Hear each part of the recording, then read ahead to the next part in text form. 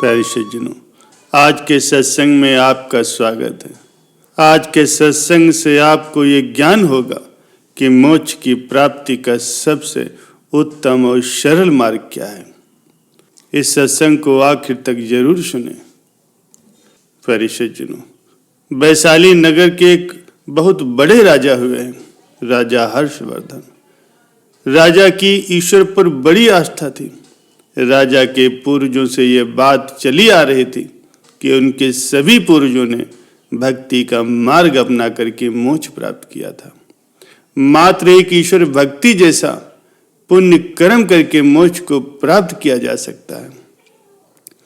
लेकिन राजा ने अपने जीवन काल में ऐसे बहुत दृश्य देखे थे जिस वजह से राजा के लिए इन तर्क रहित बातों पर विश्वास कर पाना बहुत मुश्किल था कि केवल भक्ति से ही मोक्ष प्राप्त हो सकती है। राजा इसी सोच में लगा रहता कि मैंने कई ऐसे बड़े भक्त देखे जिनकी आत्माएं आज तक धरती पर भटक रही। आखिर क्या कारण है? असल में सच्ची भक्ति क्या है?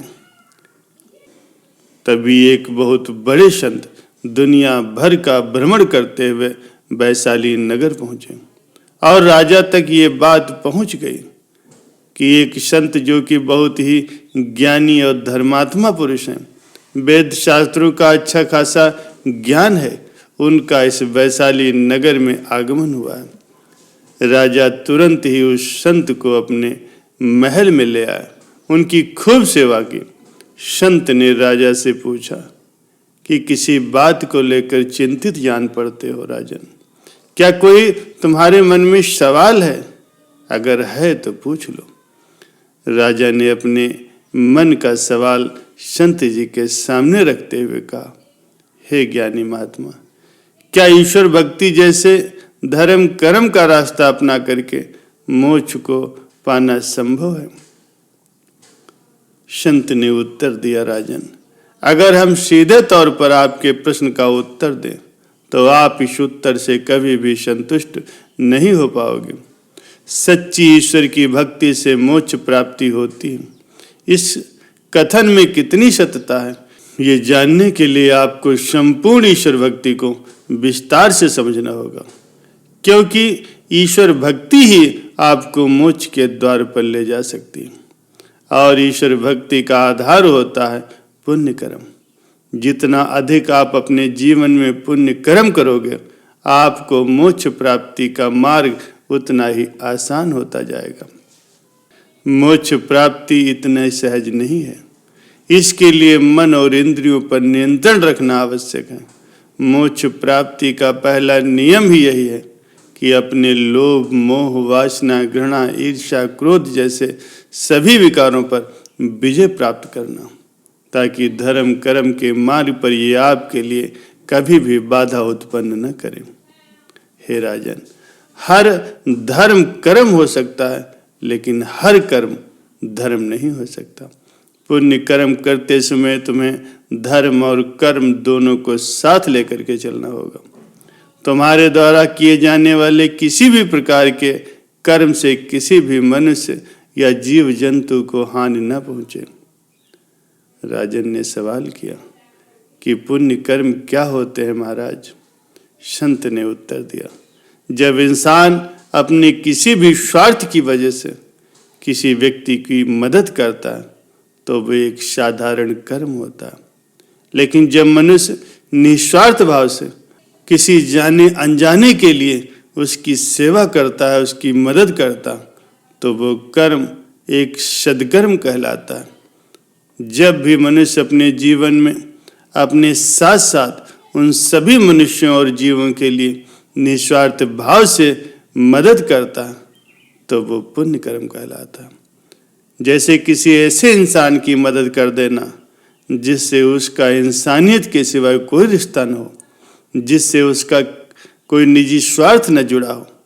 जैसे घर के बाहर पशु पक्षियों के लिए दाना पानी रखना, चींटियों को आटा डालना, आवारा पशुओं की मदद करना, मुसीबत में फंसे किसी भी मनुष्य या जीव जंतु की मदद करना। ये सभी पुण्य कर्मों का उदाहरण है। अतः निष्काम कर्म ही सबसे उत्तम कर्म माना जाता है, लेकिन ये सब कुछ धर्म कर्म के साथ करना होगा। धर्म यानी परिवार, समाज और संसार के हर प्राणी के प्रति अपनी जिम्मेदारियों को समझते हुए हर जिम्मेदारी को सच्ची निष्ठा से निभाना, हर कार्य को पूरी ईमानदारी से पूर्ण करना। बिना धर्म के पुण्य कर्म अधूरा है और बिना पुण्य कर्म के ईश्वर भक्ति कभी भी पूर्ण नहीं हो सकती।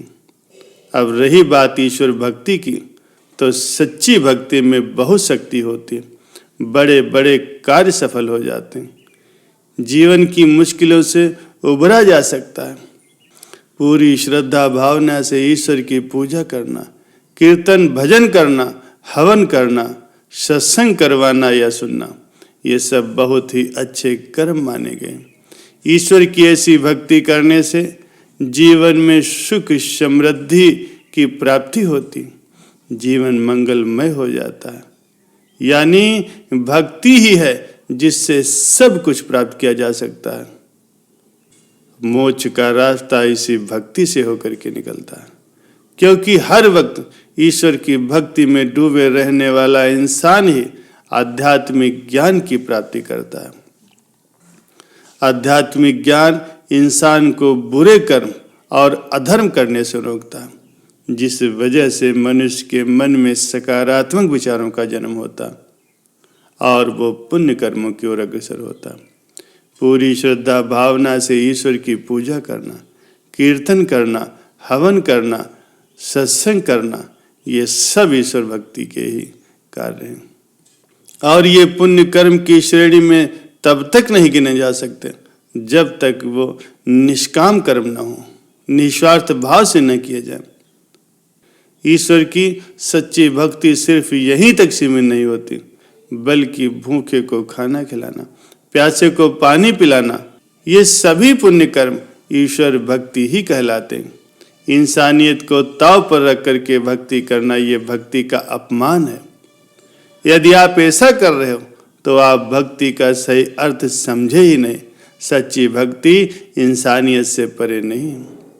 यदि आपके अंदर निस्वार्थ सेवा के भाव नहीं है तो आप कभी भी सच्ची भक्ति नहीं कर सकते, बल्कि आप भक्ति से कोसों दूर हैं। बिना दान पुण्य और पुण्य कर्मों के ईश्वर भक्ति कभी भी संपूर्ण नहीं हो सकती। सोच करके देखो, कोई भूखा प्यासा आपके द्वार से वापस लौट जाए, या फिर मंदिरों की सीढ़ियों पर बैठे भूखे गरीब लोग आपकी ओर देखते रहें और आप उन्हें नजरअंदाज करके मंदिर के अंदर ईश्वर को भोग लगाते फिरें, तो इससे क्या फायदा होगा? ऐसे धर्म कर्म, ऐसी भक्ति सब कुछ व्यर्थ है। यानी धर्म की संपूर्णता पुण्य कर्मों के बिना अधूरी है। जीवन दो कर्मों से मिलकर के संपूर्ण होता, एक सद्कर्म और दूसरे पुण्य कर्म। जब आप अपने जीवन में कोई अच्छा कर्म स्वयं के लिए कर रहे हैं, अपने सगे संबंधियों के लिए कर रहे हैं, जैसे पारिवारिक जिम्मेदारियों को ईमानदारी से निभाते हैं, तो ये सभी कर्म सद्कर्म हैं। वहीं आप अगर समाज के प्रति अपनी जिम्मेदारियों को निभा रहे हैं, निस्वार्थ भाव से किसी की मदद कर रहे हैं, पशु पक्षियों की सेवा कर रहे हैं, उनके प्रति दया प्रेम रखते हैं, दान पुण्य करते हैं, तो ये सभी कर्म पुण्य कर्मों की श्रेणी में गिने जाएं। और सच्चे मायनों में ये सभी कर्म ईश्वर की भक्ति करने के ही समान है। राजा को संत की सारी बात समझ में आ चुकी थी। उसी दिन से राजा ने पुण्य कर्म कमाने के लिए धर्म और कर्म के कार्य में जुट गया, यानी संपूर्ण ईश्वर भक्ति करने लगा। उम्मीद करते हैं कि मोक्ष प्राप्ति के मार्ग में ये अब समझ गए होंगे कि मोक्ष कैसे प्राप्त किया जा सकता है। इस सत्संग को अधिक से अधिक लोगों में शेयर करें, ताकि उनके मन से भी मोक्ष के प्रति जो गलत फहमियाँ हैं वो दूर हो सके और सही मार्ग अपना करके मोक्ष प्राप्ति कर सकें।